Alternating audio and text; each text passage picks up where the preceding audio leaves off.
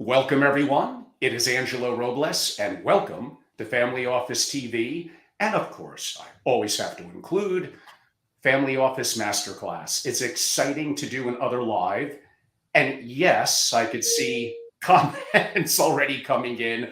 I've worn my cowboy hat before, but especially when I'm interviewing someone like Big Red today from Texas, I felt it was even more apropos. I will remind people Wyoming, my unofficial home, although home of my business interests and the love of my life, of course, the great state of Wyoming is the true cowboy state. So the hat is legit. And of course, it's a 10-gallon Stetson.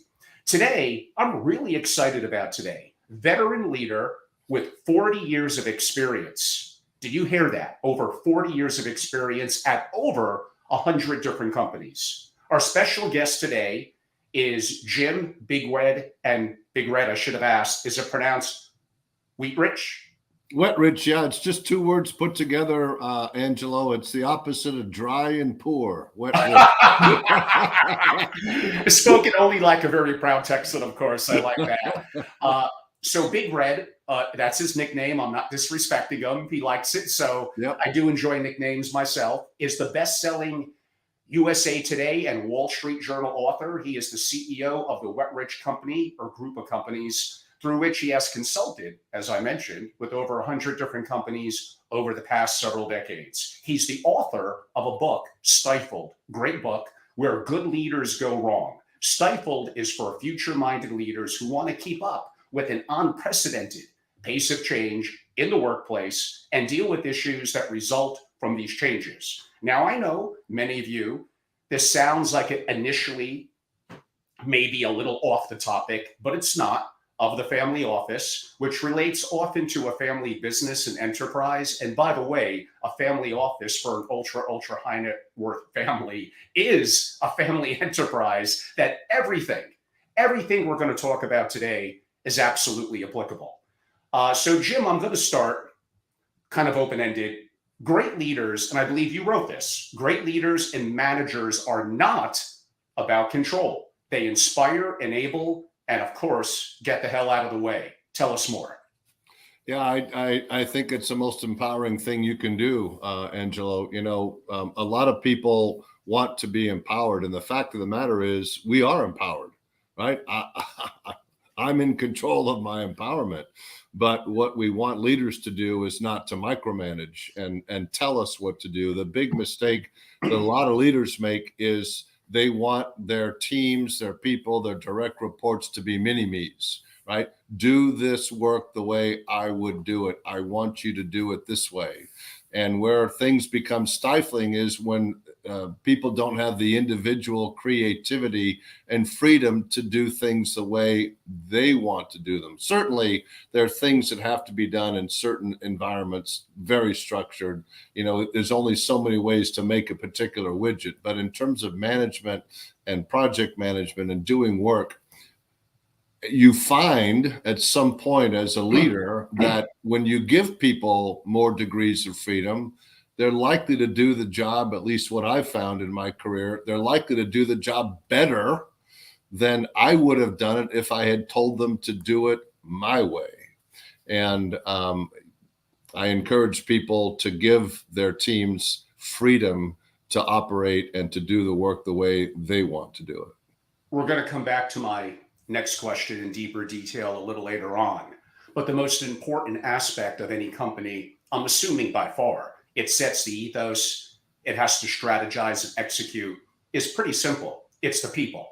So related to what you just said, giving people a level of anonymity, giving them a level of making the decision, if they're involved in the results of that said decision, they should be involved in the strategy as it relates to how they're going to execute. So some of the blame, and arguably, of course, some of the credit goes to them. My only pushback in terms of what you said is it sounds good, but like Jim Collins said, it's not just the people, it's the right people. If you don't have the right people, could they still be, let's go with the word coached up to be better? Or do you think you have to make changes sooner rather than later? A great question. And the answer, of course, is it depends. There are some people that are developable, that are coachable, that can be, molded and improved. And there are some that just, for whatever reason,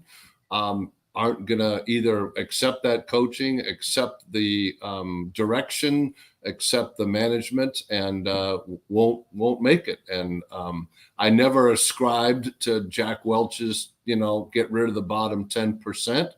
But I think we all have to get rid of people that aren't pulling his or her weight. And it's hard as a manager to do that. But it's also recognizing that as managers and leaders, particularly with a lot of your clients, it really is their business. And the most important thing in running their business is to be stewards of their resources. And I can't, in good faith, let people flounder and not do well and take up space and take up expense if they're not going to survive and not be keepers. Going back a little bit to my original question, I guess you could say I'm from the era of the late 70s, the 80s into the 90s, kind of my most formative years. I grew up in an era, whether it was companies or whether it was sports teams, and we may dive into a little bit of how that correlates into figureheads, strong personas, top-down leadership. You beat me to the punch. You mentioned one of them in the iconic Jack Welch. I could also think of a fellow Italian called Lee Iacocca, and I could think of others that represent an era where a figurehead, a strong leader, I'm in charge, I make decisions. I kind of grew up in that. I do believe that they would adapt in today's era and they would still be successful leaders. But if you could talk about, because you go back maybe 1 or 2 years longer than me, the era of the 70s into the 80s, the 90s, and the era that we're in now, you can't lead the same way that you led back in the day. You would need to adapt to some degree. Why is that? Yeah, I totally agree. And I do go back to that period. And the interesting thing, Angelo, that I'll point out is, and I talked a little bit about this in my book, one of the best managers I ever had in my life was my first manager in the mid 70s, when I was a proverbial box boy, as we called them, the person bagging the groceries at Stater Brothers grocery stores in Southern California, a guy named Dave Gammon, who was the manager of Stater's in Upland. Everybody loved Dave because Dave didn't sit up in his second floor office and tell people what to do. Dave did everything. Dave helped people out to their car with their groceries. Dave bagged groceries. Dave swept the floor. Dave checked people out. And because he did everything, everybody did everything for Dave. And Dave was probably the hardest working person in the store. And we love that. And I think that really even translates and resonates to today. When I first got in business, you basically worked for somebody who told you what to do, when to do it. I understand. If you did it or you were fired. You did it. Yeah, all right.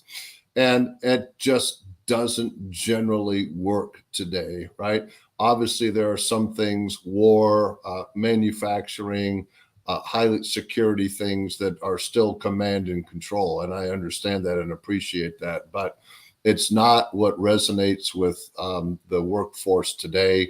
They want more freedom. They want less and fewer sort of strong dictators. And if you talk about one of Jack Welch's, main trainees, Jeff Immelt, who grew up under Welch and who ultimately became Welch's successor. We know what happened there. Right. And he will tell you in his book, or he has written in his book that, I wish I had said, I don't know more often. And that's the big challenge, I think, Angelo, is everything so specialized. The days of being able to be a dominant Lee Iacocca command and control person is just not possible, right? The analogy I make is Today, you don't go to the general orthopedic surgeon. You go to the hand doctor, the back doctor, the foot doctor, the knee doctor, the hip doctor, the shoulder doctor. And management's become the same way. Everything is super specialized. So you can't possibly run a business today with that kind of leadership.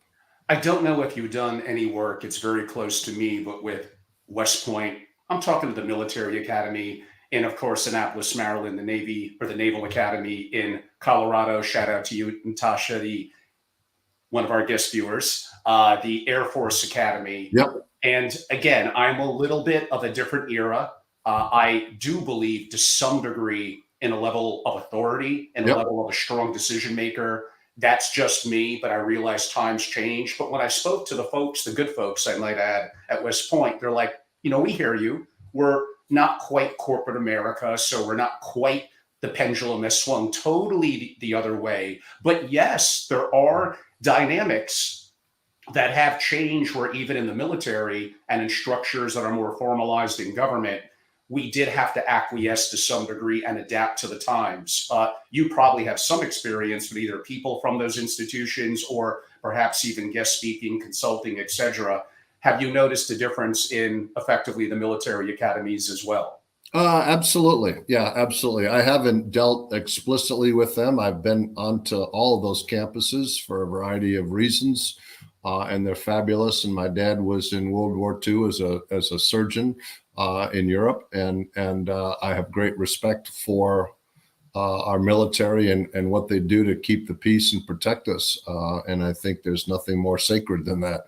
But to your point, we have had to loosen up a little bit. And part of it is the young people that are coming in for those jobs have different expectations than perhaps my dad had.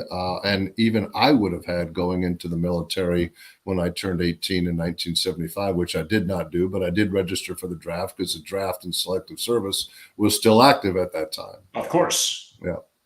And related to what you said about changing of the times. So my next question will dig a little deeper into that. From the management of now millennials, who I guess the oldest are what, 40, 41, so not so young anymore, to definitely the Zoomers, the Generation Z, to diversity, to inclusion, to the need for greater transparency, kind of a new global workforce to some degree post-COVID, and managing at quantum speed the evolution of business. Your books, Stifled, really tackles all of that. So now a lot of the people that we're describing, the mid to older millennials, are actually in a position of leadership in management. So times have changed.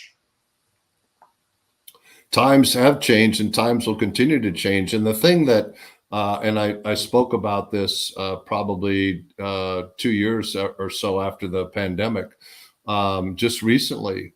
Gosh, I was so absolutely blown away, Angelo, at how quickly, how radically organizations changed in the early days of the pandemic. And I'm not just talking about the ones that changed and bless them didn't survive. Dyson started making ventilators almost immediately. Ford turned out 2.5 million face shields in the first 2.5 weeks of the pandemic. Right? There's examples on and on and on and on of companies that we would have never imagined that were so large and potentially so bureaucratic that could pivot. And 2.5 weeks later, Ford Motor Company is turning out 2.5 million face shields, right? So it shows us we can be agile, we can be resilient, we can operate in an environment that isn't purely bureaucratic, right?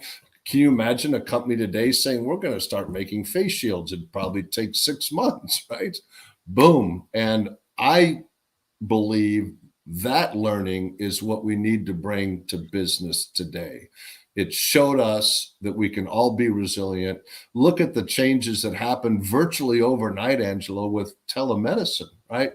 Cleveland Clinic had a couple thousand medicine sessions before that. And the next thing you know, like the first year, they had 2 million telemedicine visits, right?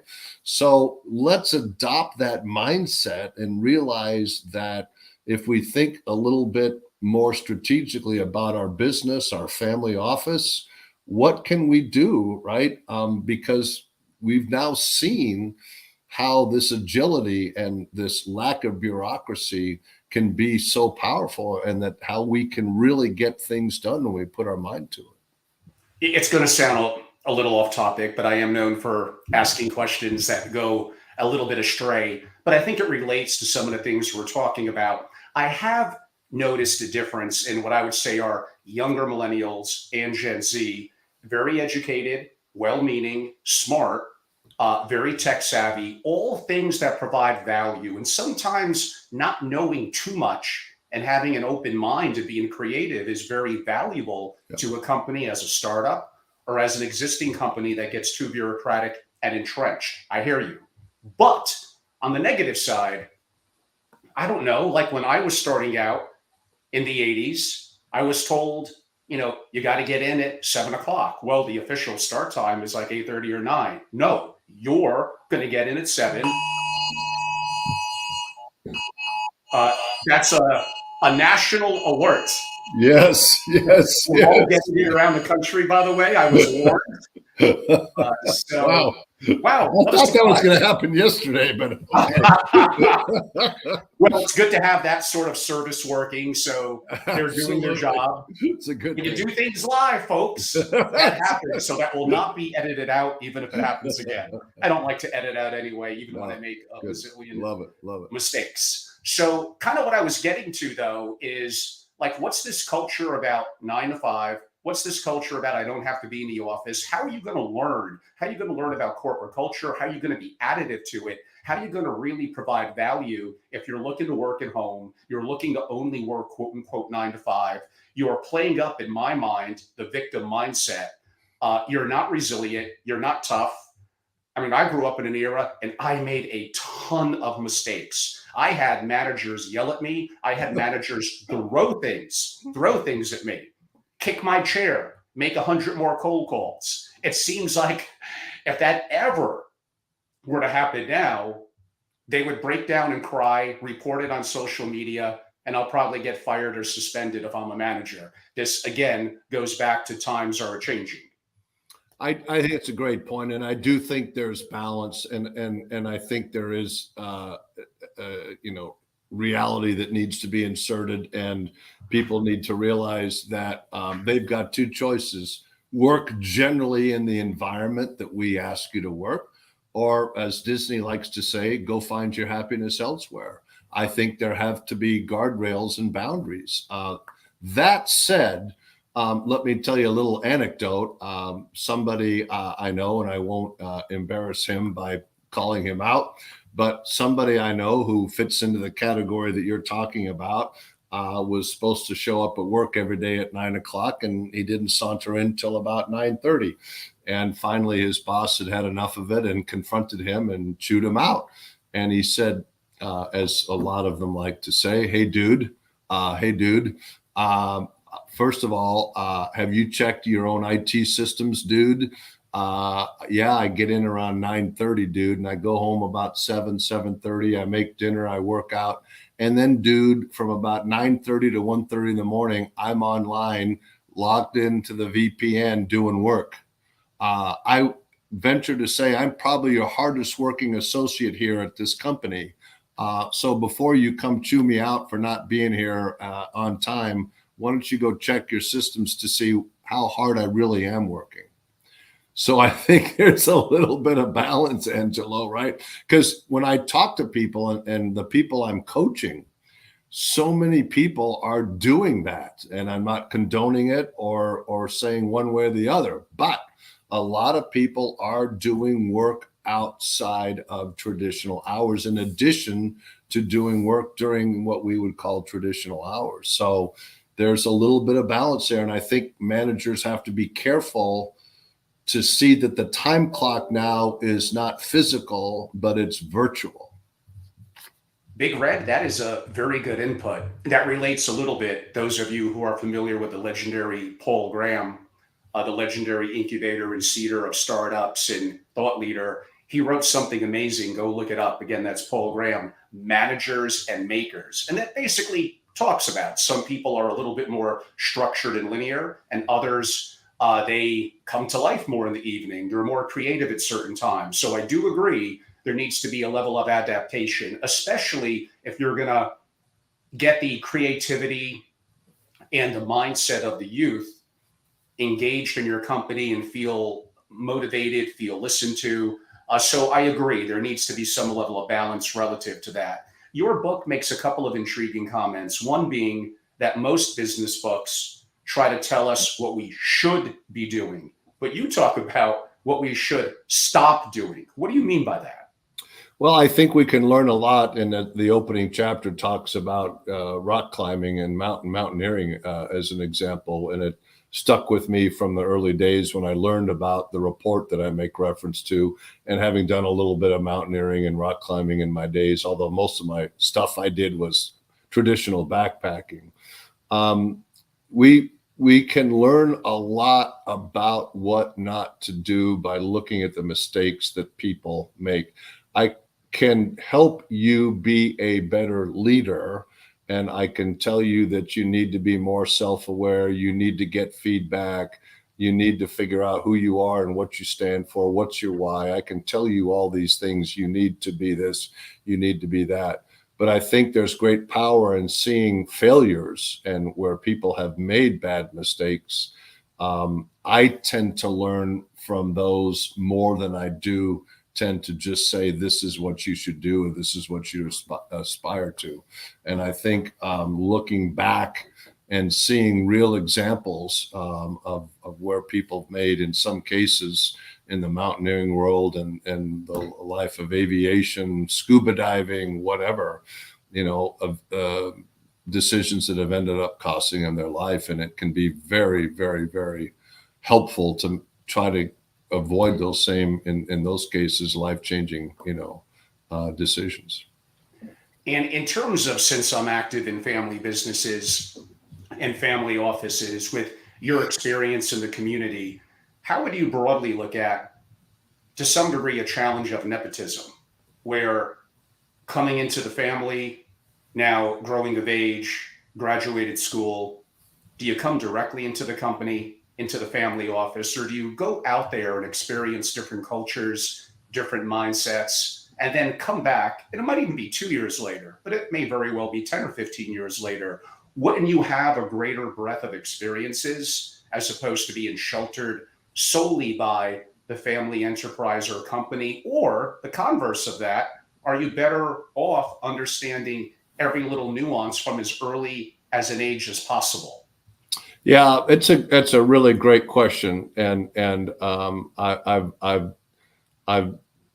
done some work with some very large family offices, and I've got some friends that have very successful family businesses, and part of the answer, I think, is dependent upon how receptive the people in the family offices are. I've got one close family that has this very successful business, and a grandson came in extremely bright, went from MBA school back to the business, and ultimately left because he got very frustrated because the people that were running the business, his uncle in this case, had always run the business the same way, and he wasn't going to change regardless of what this new person thought they should be doing and what efficiencies they could be realizing and how they could be managing their inventory better or how they could be rotating their stock better. So it's a really great question, Angelo, and it depends, I think, both on the senior people that are running the business in the family and their interest in being flexible and in learning. This is what we're seeing right now in the pandemic. So many managers who did so many great things are now going back and saying, I'm going to lean on everything that I did pre-pandemic that made me successful. I want everybody back in the office. Everybody's got to be in Monday through Friday. Everybody's got to work 9 to 5. This is how I was successful. This is what I did before. Rather than saying, all right, what should I have learned in this period, and how might that impact the way I should be managing going forward? It's been very surprising to me how quickly a lot of senior people have gone back, flipped the switch, and defaulted to what they've done and known all along.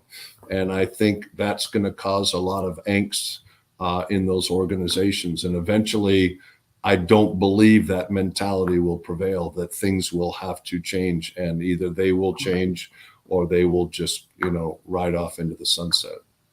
Big red, why could I look at the Fortune 100, or specifically the top 10? I look at it 10 years ago, 20 years ago, 30, 40 years ago. It changes all the time. Yep. With one exception, I got to tip the hat to Microsoft. Yep. They've been able to remain, I believe it's now for, I think it may be 35 or 40 years of being in the top 10. But I could name, we talked about GE before. Yep. And who would have thought, even as late as the 90s, that they would ever, and IBM from the 70s and 80s. Yep. What happens? Is it innovation? Is it, your book is called Stifled. Something's getting stifled with them, and this is a common pattern around the world. Why?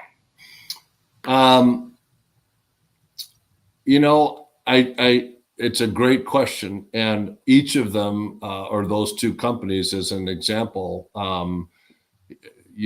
provide insights and stories and learnings. I truly believe, generally, in the notion of GE. GE Capital paid for a lot of sins and covered a lot of mistakes, and it was hard not being successful in the go-go days of GE Capital. I do believe companies get too complacent, and they get too unwilling to change. And this is the way we've always done it. We're going to grow 10% a quarter. This is how we do it. And they don't think a little bit more about the long term. Look at the transition that Microsoft's had to make, right? To take everything to the cloud, right? I'm sure the early people at Microsoft would have thought they were absolutely crazy making the big changes to the cloud. Why would you want to be on the cloud? But I think we get very, particularly just businesses, and I saw that in my last business I worked with, we get so focused on just whatever the time period is, whether it's next week, next month, next quarter, next year, that we can't see beyond that. And companies don't make investments and decisions and innovate and make acquisitions that help them stay relevant. And ultimately, they have huge problems, as you've indicated. Yes. Just look at the math, look at the record. It's out there. And who would have thought? Like, companies that are now in the top 10 kind of barely existed, if at all, 20 years ago. It's unbelievable. Look at Google. Look at Tesla. Yeah. It's somewhat startling.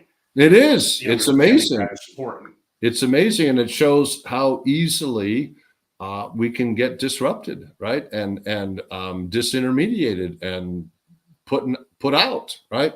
So companies, I think, have to be much more resilient about looking toward what do we need to do to continue to add value and relevance. And it's hard because the pace of change is so fast now. I mean, I'm sure you've heard a bazillion tech CEOs say the same thing. 5-year strategic plans are out the door. We're talking about the next 5 minutes, Yeah.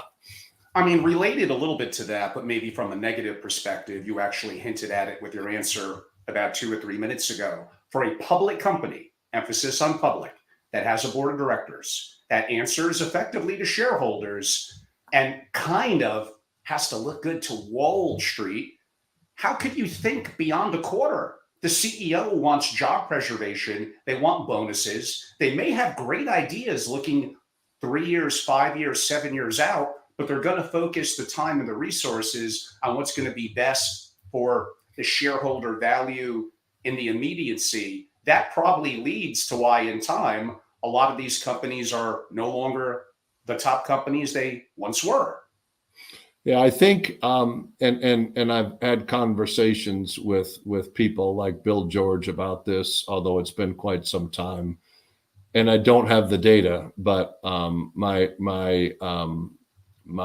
gut from what I've observed tells me that if you look at public companies in Europe and you compare them with public companies in the US, you'll often find the role of non-executive chairman separated in European companies from CEO, versus in US, you often have chairman and CEO. And, those are really individual company and person specific, but I like personally a little degree of separation between the chairman of the company and the CEO of the company.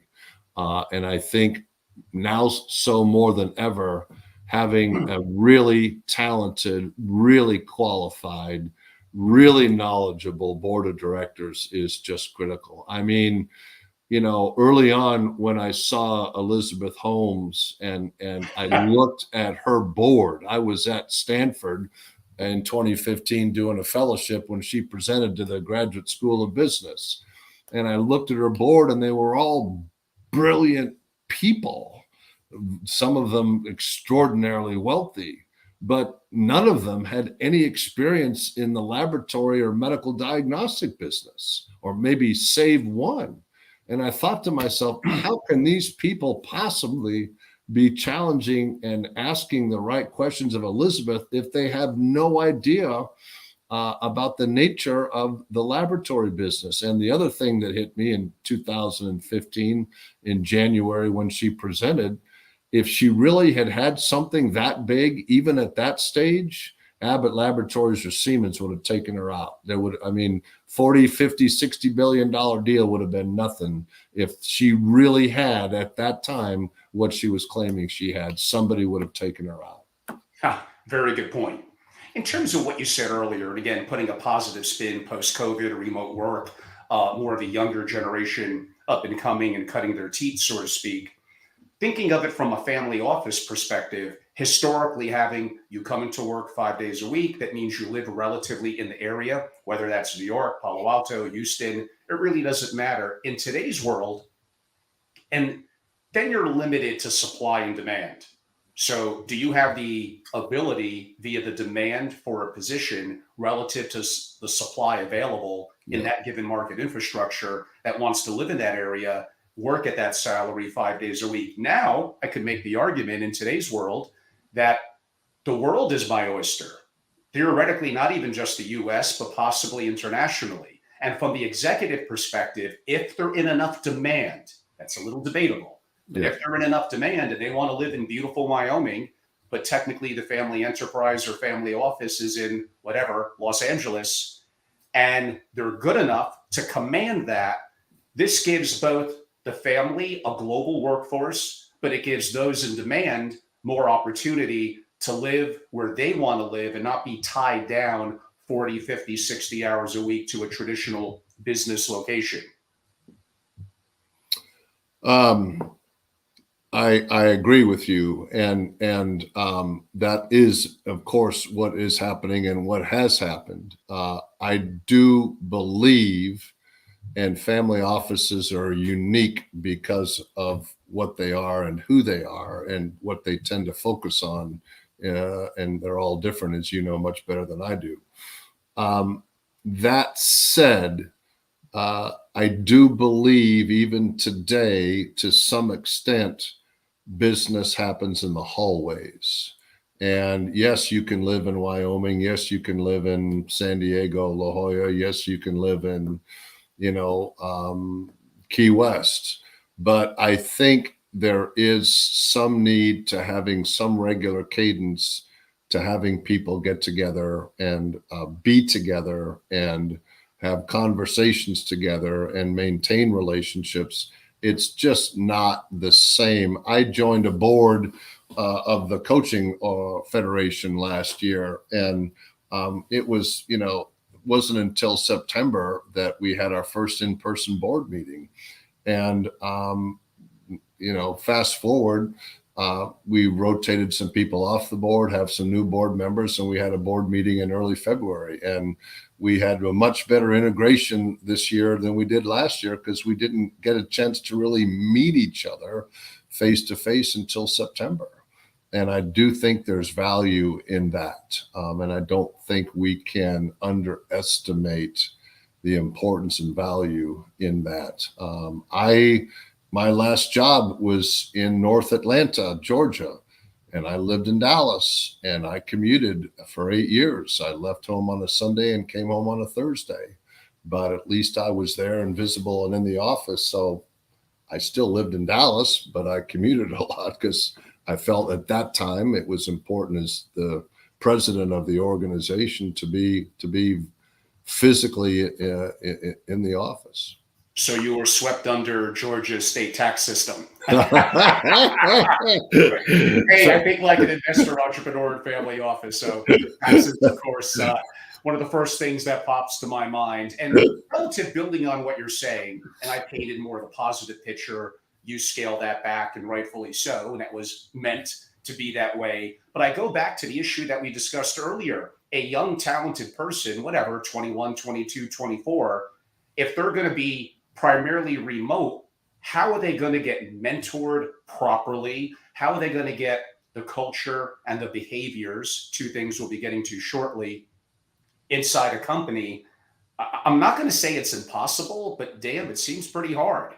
I agree with you wholeheartedly. And I think that's where these folks that are pushing for that kind of freedom and lifestyle underestimate how long-term that may paralyze and jeopardize their career.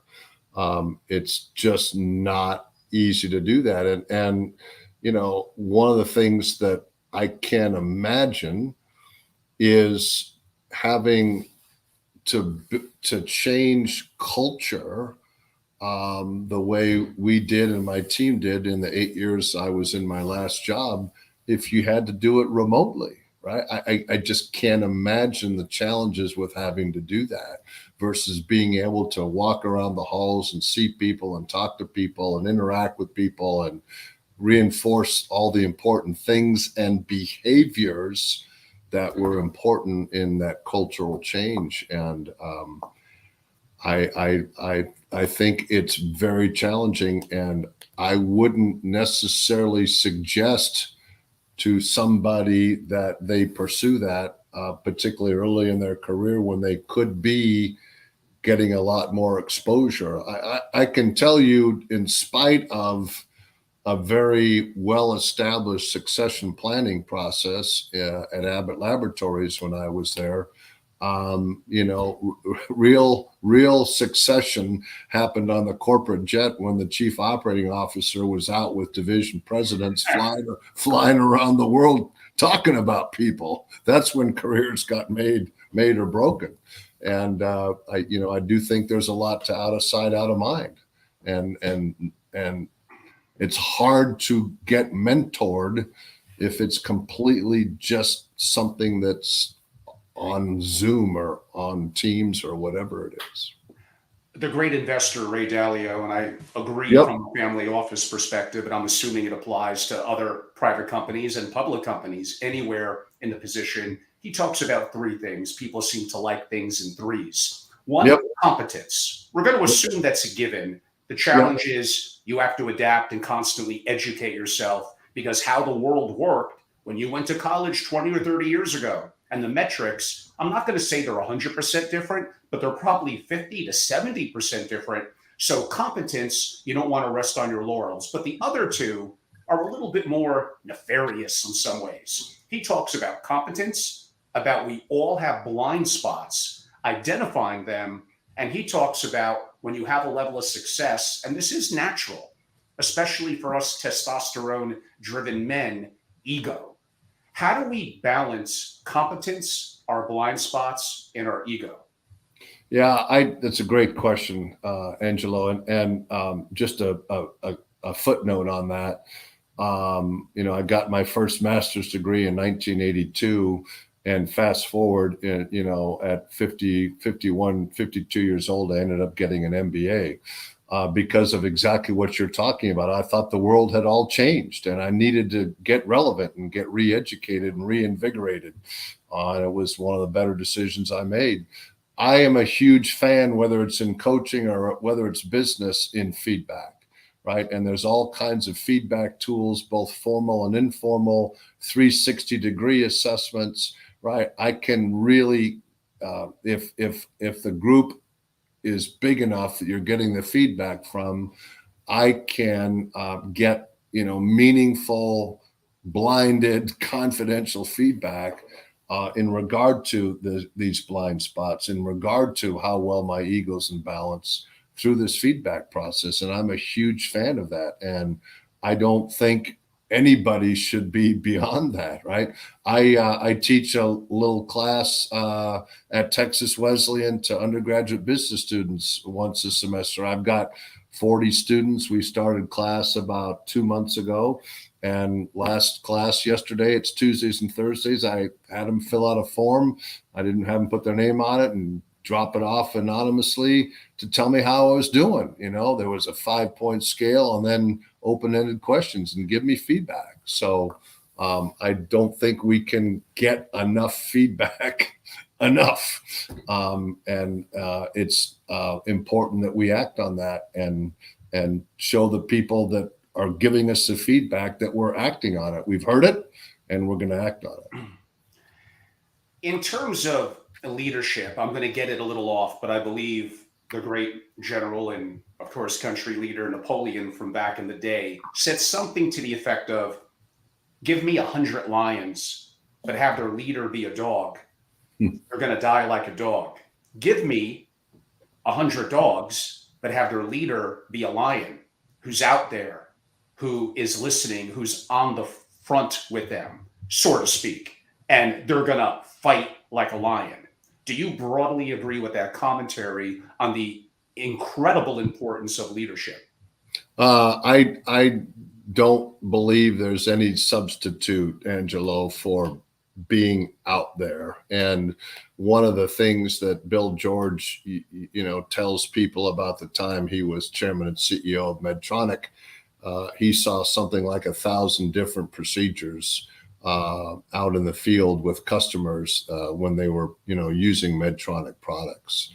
So I think being visible, being out there, being in the front, there's just no substitute for it whatsoever.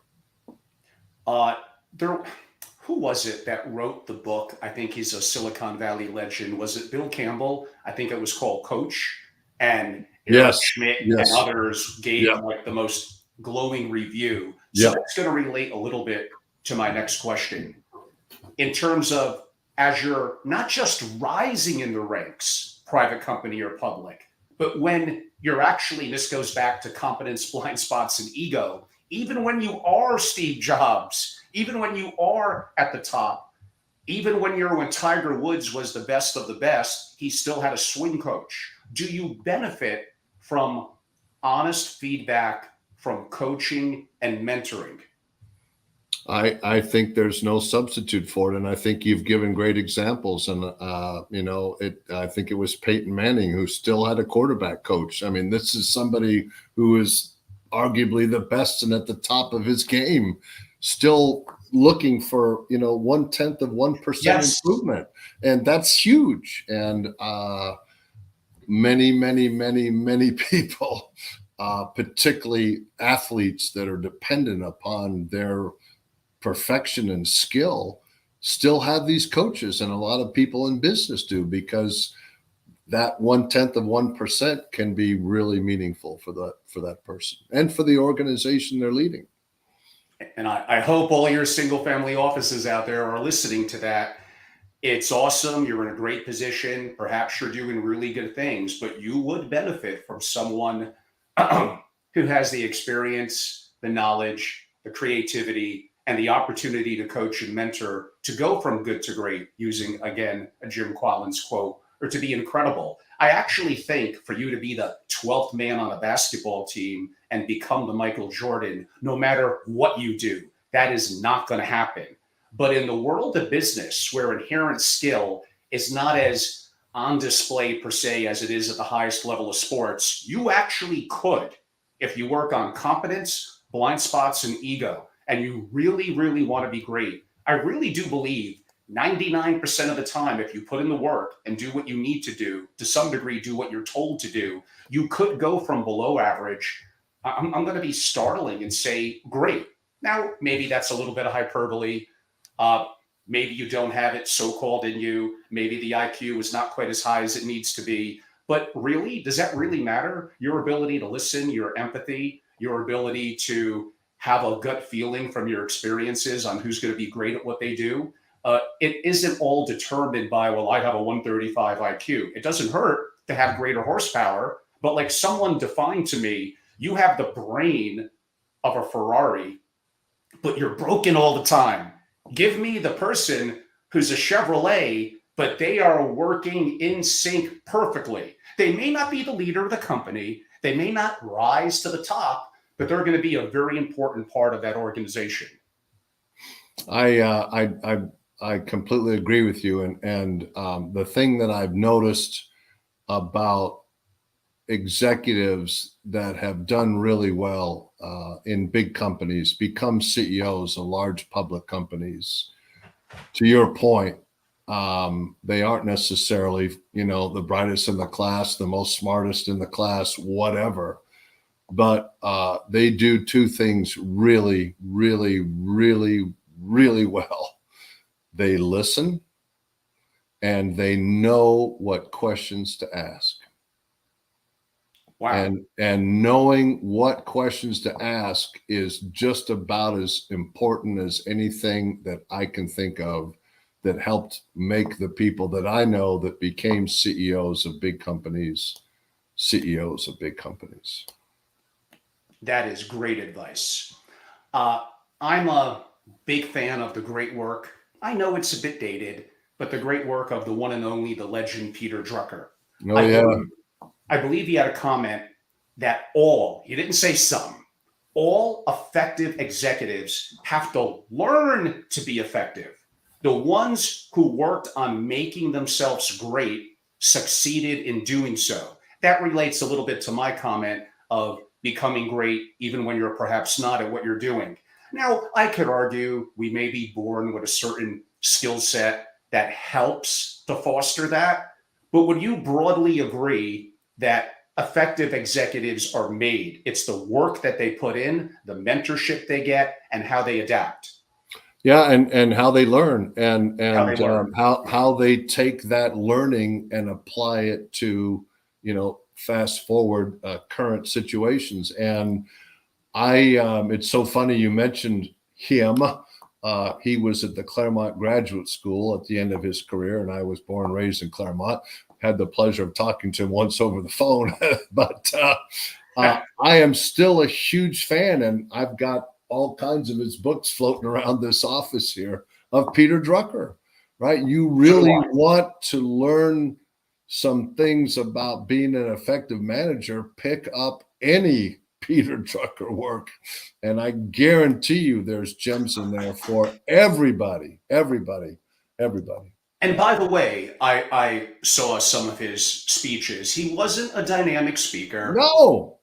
Actually, if anything, you might have been a little bit underwhelmed. Yeah. You have to listen really hard and read his work. His work is every bit as relevant 70 years later. Absolutely. It's amazing. Family offices, you would all benefit. Peter Drucker's great. I read his stuff all the time. And I may not agree with 100% of it because things do change, but you would learn a lot. Again, be a student. stop thinking that you know everything. And even, you and I have pretty deep experiences. We've had some level of success. And like Dalio said, it's easy to let blind spots and ego get in the way. We have to constantly fight that, be competent in today's world, and move forward. Question, back to the word effective. And Drucker wrote about this, and I wrote about it in my family office book. Too often the word effective gets lumped in with efficient. Now, I know that sounds good, but at the end of the day, be damn effective. And you could work on your efficiencies, but if you're not effective and you're quick and you're efficient, who cares? I could even argue it's a controversial take. Agreed. Efficiency stifles innovation and might even, if you rely too much on it and a routine, it might even make you a little, could I use a football term, like soft? Yep. I mean, I may be a little hyperbole there, but at the end of the day, effective. And Drucker talks about that. Getting stuff done. People have asked me, why do you think you've been successful? And whatever success means is all relative. But at the end of the day, people that are successful get stuff done. They execute, right? And it's not necessarily executing at the most efficient, cost-effective, right way, but it's about finding ways around barriers, right? I tell my marketing class, one of the most important things about marketing is finding ways around barriers, right? How do I get around this legally, legitimately, ethically? But how do I find a solution for this and get to the next level? And there's so many great examples of where people have taken a unique perspective and approach and proven us all wrong, right? The story I love to tell, I'll make it very quick, was this physician in Australia and his partners who first speculated that a lot of stomach ulcers are caused by a bug. And fast forward, they eventually isolated Helicobacter pylori, and all their people thought they were crazy, right? Because everyone knows ulcers are caused by stress. So they grew a bunch of H. pylori and drank it, and guess what happened? They got ulcers.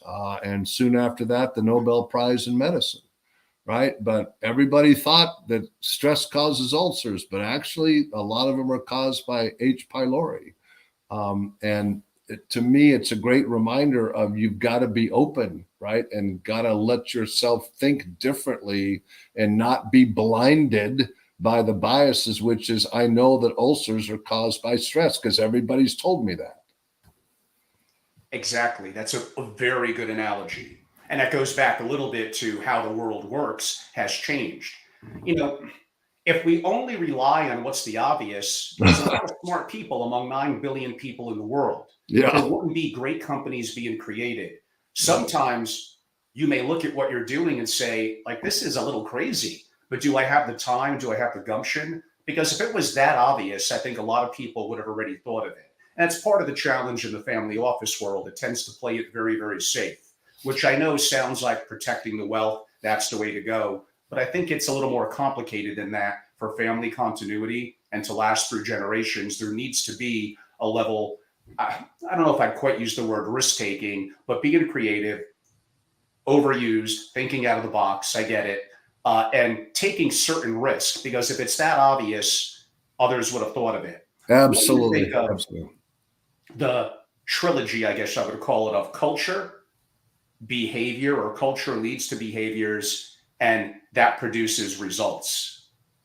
Do you agree with the concept of culture first, change behaviors, positive behaviors, and then execute and get results? Correct. I do. I think culture trumps everything. And if you look at some of the large companies that have had large lapses of culture that have led to huge lapses of behavior, the one that I love to talk about is 5,500 people got fired at Wells Fargo for opening up millions of phony accounts, right? Somebody up there was condoning that. Somebody up there. And how could 5,500 people be doing something so egregious that everybody knew was wrong because of the culture to perform, to grow new accounts, to hit your weekly metric, to hit your daily metric, your monthly metric, and everyone knew it was wrong, but nobody had the audacity and boldness to step in and say, we're not going to do this. That's a disgrace, and that says something about the character of management, and unfortunately says something about those that are following. I Yep. get it, their paychecks on the line, but this relates a little bit again to my experience with families that go back multiple generations, sometimes 100 years. Character development Oh, is very, very, very important. If anything, especially pre-teenage years, it's probably the number one thing you could do as a family of success, raising your children, putting your responsibility in, teaching hard work, discipline, and maybe more important than both of those, character. absolutely. Amen to that. And I tell my students, do not ever, ever, ever let yourself get in a compromised position. If you do quit your job, call me up, say, Big Red, do you remember? And I can't promise you I'll help you find a job, but I will help you. And don't ever let yourself be compromised. You are born with your integrity, and nobody can take that away from you. And you have to fight like hell to protect it because it is yours. Big Red, what do you think about that it's not sufficient to even have the best people, the most advanced technology, even the best training and strategy? All important. The missing ingredient, especially at the change of pace in today's world, is adaptability. Yeah. How could we learn how to be more adaptable? I think part of it is what we've talked about and what you've mentioned already is just being open, right? Being open. I think we tend to get one of the things it really struck me when I left Abbott, and I loved Abbott, and I could have never done what I have done without my 11 years at Abbott.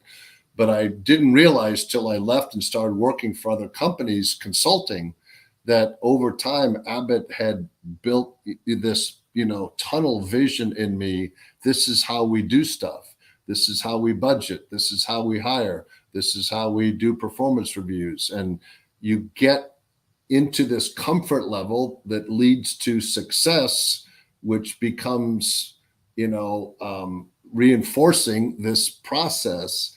And I think it's really healthy to step out, step back, have an independent board of advisors, mentors, people that can help us look at the world and our business and our family differently. It may not be better, but it's at least good that we're getting different ideas and perspectives and input and be open to that. And Big Red, I have about 3 or 4 more questions, but I want to ask to be respectful of your very busy schedule. We're at the top of the hour. Do you have 10 more minutes or you have Yes. to? Yeah, that'd be great. Okay, let's do it.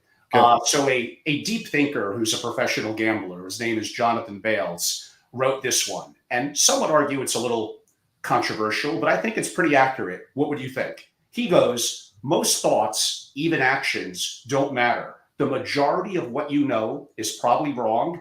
And most of what you know that is right doesn't mean, let's go with the word crap. Therefore, here's the important part. Think about and take action on what really matters and moves the needle. I love that. And let me just give you one personal story. The last job I took, the company was involved in wound care, providing dressings for bad wounds. And I took that job as president of the US and Latin America. I knew nothing, zero, zilch about wound care. So when I came in, I spent months and months and months and asked thousands and thousands and thousands of questions. And I think a lot of people felt I wouldn't survive because I didn't know anything. And in fact, we had great success. We took the business from 25 million to 225 million, from 5 million in EBITDA to 110 million in EBITDA, from number 5 in the market to number 1. Why? because I didn't come in with preconceived notions about this is how you sell wound care products. This is how you go to market. No, clean slate. Let's look at our business. Let's look at where the opportunity was. And we ultimately decided to make a strategic decision that was opposed to every other business around the world with this company that focused on the home care space because those countries had reimbursement. We focused on the hospital space because our home care business didn't have reimbursement. So we focused on the hospital business, and that's where we grew and had our phenomenal results. And I will tell you that it's because I didn't know a darn thing about wound care. That's a fantastic story. What would you say to the fact of the importance of, I'm going to label this as prioritizing, and at the end of the day, results, the outcomes do matter. I'm going to convert that into what we know as the Pareto principle 80-20. Yeah. It sounds obvious that if the law of nature and science is that 20% of our efforts produce 80% of our results, why don't we focus more on what's producing the results and then apply 80-20 to that? Yet somehow, although we all heard that saying, why is it so hard to do? Yeah, I think that's a great question. And I see that a lot with startups and early stage companies, and they have a product and they're thinking about the product doing this. And then someone comes to them and says, but your product could also do this. And then someone says, well, your product could probably do this. And someone says, but yeah, your product can also do this. And they get into this entropy where they can't figure out what to do because they've been told that we can do all these things other than just focusing on one and being successful at that. I think it takes just darn hard, Angelo, discipline and focus. And there's so many distractions. There's so much access to information now that people end up getting overwhelmed in the big picture and the process and forget to be tactical and, to your point, focused. And the biggest advice I have for most of these early stage entrepreneurs is focus, focus, focus, focus, focus. You've got to focus. And the same thing's true, right? We've been we've bitten the fish hook, and all the companies that have created all kinds of bells and whistles to get us focused away from work and onto social media or whatever platform we're paying attention to, have done a good job. And I can't tell you how many people I coach that spend or tell me, they spend hours a day on social media. No, we're not going to do that. Yeah. You got to focus on your family, focus on your husband, focus on your wife, focus on your kids, right? And yeah, spend a little bit of time, but not 2 hours a day. Yeah. Yeah, things like prioritization, you mentioned discipline. None of that has anything to do with your damn IQ. Like, That's yes, it. could your IQ be impactful to critical thinking? Of course. But maybe you have people around you that are very good at that, and you're really good at prioritizing and discipline and things like that. In other words, the victim mindset, woe is me, I didn't go to Harvard, I don't have a 141 IQ. No one cares. No one cares about your struggles. Just do what you need to do.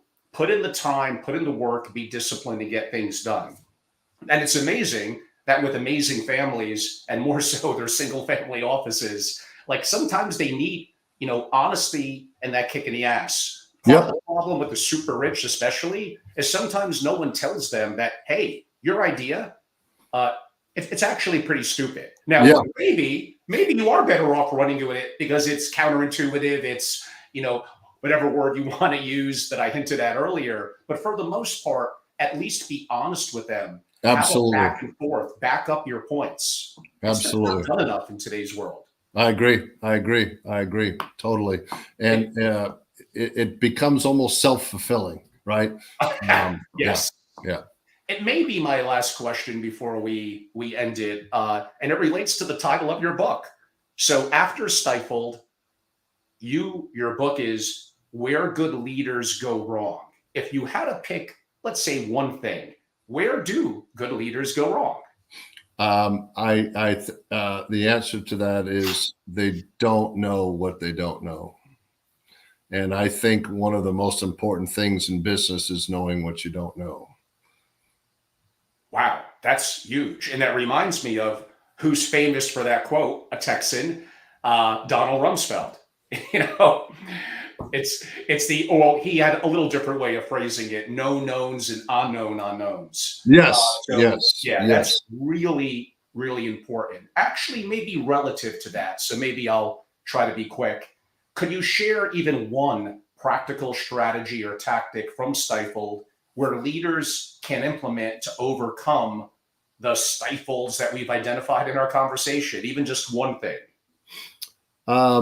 I think, and I know Elon Musk has come out against this vehemently, which is interesting, but I like the notion of psychological safety, having an environment in your family office where people can speak up without the fear of retribution, getting their head ripped off, getting kicked in the chair, or whatever body part it is. No, that would be back to my Wall Street days. Exactly. I miss those days. I want to get my chair kicked more often. A colleague and I were just talking about some of the things that we've heard from people back in the 70s of what they said around the office. That would be an interesting book. Yeah. So I again, creating a culture where people can speak up, be heard without the fear of retribution or retaliation. I think that's really important. And we can inculcate that and we can cultivate that as leaders. It's within our control. And among our live participants, we'll end on a little bit of a lighter note. Natasha, by the way, is one of our live participants. I love Colorado. No offense, Natasha. I know Dion Prime wears the cowboy hat sometimes, but the real cowboy state is Wyoming, and even the Wyoming University, where Josh Allen went to school, the Wyoming Cowboys. On that note, to rub it in a little further, Natasha, I know that Big Red is a college football fan. Yes, Your I am. Colorado team played USC, and That's you made it a game. I will give you that. The yes, second half was yes, actually amazing. yes, But you yes. must be pretty happy with your USC Trojans. I know you have some heritage there. You love it there, and they're a great team. And looks like they're probably going to make the college playoffs unless I'm something really bad happy. happens. I'm happy now. I think our one person on offense has helped make up for an otherwise not so great defense, and I'm a little concerned when the Trojans go to South Bend in a couple weeks. But it is great to see Williams. I think it's interesting to hear some of the announcers and people that generally are unbiased or fairly unbiased, say they think he may be one of the greatest ever. It's just fascinating to watch him, and he'll be pro somewhere next year, perhaps. Possibly the New Yeah. York Giants are thinking on losing so much. I'm a New York Giants fan. And to rub it in a little further, this time to me, Natasha, is when we were getting ready to go live, Big Red knew that I was an Oklahoma Sooners fan. And he reminded me what USC did to Oklahoma in the championship game. I think it was 2005. I tried to forget about that. We got crushed, even though they might have been doing some things that weren't so appropriate. But nonetheless, at the end of the day, on the field, we lost, period. To me, USC is the national championship that year. I tip the cowboy hat to them. But a little bit of the extra rub-in is the coach of USC and the before-mentioned Caleb Williams was in Oklahoma. And then somehow they let him go. It couldn't be for money because they would have paid him anything, not the player. I mean the coach. I guess he wanted to be the LA lifestyle. So I'm not quite going to say the hell with him. At the end of the day, just like Troy Aikman in his freshman year played for Switzer and the Oklahoma Sooners. He's from Oklahoma. I still consider that he did don the chrism maroon color and white. but it is frustrating a little bit. Damn it. Although that being said, Oklahoma's doing just fine this year. So hopefully all will be good in the world. But kudos to USC. They have a great coach, a great player, a storied franchise, and I wish them nothing but the best. Thanks. Likewise to you. Yeah. Jim, Big Red, Wetrich, this has been an amazing discussion. Again, the book, you have to go on Amazon, wherever you go and get it. It's called Stifled, Where Good Leaders Go Wrong. And Jim, for those that would maybe like to follow, if you're active on social media platforms or have a personally branded site, how could they learn more about you? They can find me on LinkedIn, and also you can go to jimwetrich.com, jimwetrich.com, and you'll find all kinds of goodies there and ways to get a hold of me and information about the book and all that. It's very simple, jimwetrich.com. And I'll do a little bit of my close. It's been an honor to interview Jim Big Red Wetrich. I had a chance to learn so much. I consider him now, although we're not face to face, and although we may have a little bit of the USC versus Oklahoma thing there a little bit, oh well, consider him definitely a friend, someone I learned from. I really enjoyed the book. We really only got to maybe 10 or 15% of what I wanted to get to, but I hope you all had a chance to enjoy this discussion. A little bit like Jim, the best way to reach me is through my personal name, which is angelorobles.com. Most of my socials are linked on there. I couldn't list both my YouTubes. Again, I'm at Family Office on YouTube and my newer Family Office TV, and also somewhat my more personal Instagram, Angelo Robles Media, and some of my other platforms. I love the SFO community. These things we spoke about today are very important within the single and really broadly family office community, areas in leadership and culture, on strategy, on talking about Peter Drucker and the great work that Big Red himself has done. These will all make family offices better. And I love it. I'm 24/7 dedicated. I've been in the community a long, long time, but hopefully I know my blind spots and ego. I'm getting better. I'm increasing my competence. You should always be a student, never be a master. We all have a lot to learn. And on that note, you all know how to reach out to me. Let's make it happen. I hope to have a great ending to the year. And I got big, big plans for 2024 to rock and change and be dynamic within the family office community. A Big Red, thank you so much. I look forward to you, Angelo. Live audience, thank you as well. Thanks so much, everyone.